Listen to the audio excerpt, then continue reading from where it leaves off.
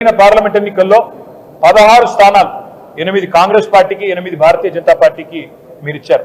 ఇవాళ అదే 16 స్థానాలతో చంద్రబాబు నాయుడు గారు ఒక ప్రాంతీయ శక్తి బలంగా ఉంటే ఏం సాధించుకోవచ్చో సంకీర్ణ ప్రభుత్వంలో చూపెడతా ఉన్నారు.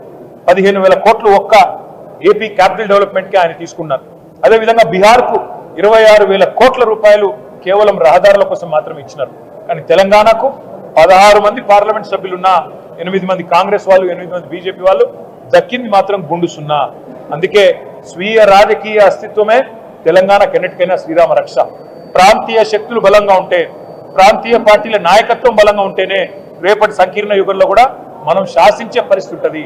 శాసించి సాధించుకోవాలి తప్ప యాచించి సాధించుకుంటే ఏది కూడా రాదు. రేపటికైనా తప్పకుండా ఇవాళ ఈ 8 బీజేపీ ఎంపీలు అక్కడ పార్లమెంట్లో కూర్చున్నారు.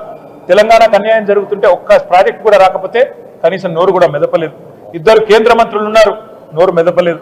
అదేవిధంగా 8 మంది కాంగ్రెస్ ఎంపీలు తెలంగాణకు అన్యాయం జరుగుతుంటే కూడా నోరు మెదపలేదు.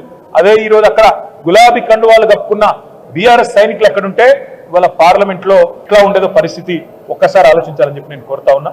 అందుకే భవిష్యత్తులోనైనా తెలంగాణ ప్రజలు గుర్తుపెట్టుకోవాల్సిన మాట, మన ప్రాంత హక్కులు కాపాడాలంటే, మన రాష్ట్ర హక్కులు కాపాడాలంటే, మనకు నిధులు రావాలంటే ఈ సంకీర్ణ శకంలో తప్పకుండా కేసీఆర్ గారు లాంటి బలమైన నాయకులు, బలమైన బీఆర్ఎస్ లాంటి పార్టీలను ఎంత మద్దతు ఇచ్చి ఎంత సంఖ్యాపరంగా బలోపేతం చేస్తే అంత రాష్ట్రానికి లాభం అనే మాట కూడా మళ్ళొక్కసారి గుర్తు చేస్తూ, ఈ బడ్జెట్లో కూడా గుండు సున్నానే ఇచ్చినందుకు మరి కేంద్ర ప్రభుత్వానికి మరి 8 ఎంపీలు ఇచ్చినా మీరు గుండు సున్నా ఇచ్చినందుకు తెలంగాణ ప్రజలు భవిష్యత్తులో అన్ని గమనిస్తున్నారు, అన్ని ఆలోచన చేస్తున్నారు.